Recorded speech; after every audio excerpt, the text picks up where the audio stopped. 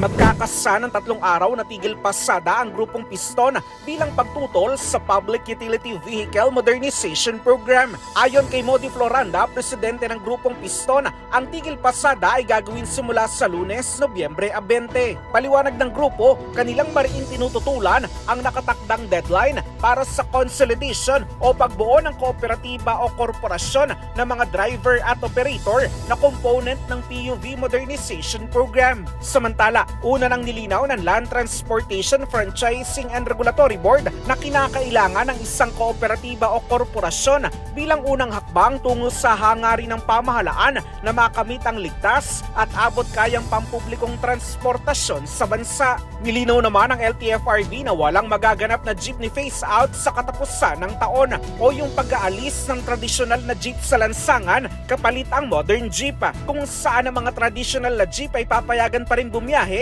basta't ito'y nananatiling roadworthy para bigyan ng sapat na panahon ang mga tsuper na magkaroon ng modern jeep. Para sa kauna-unahan sa Pilipinas, DCRH, ito si Christian Manio, tuloy-tuloy sa pagbabalita, tuloy-tuloy sa serbisyo, sama-sama tayo Pilipino.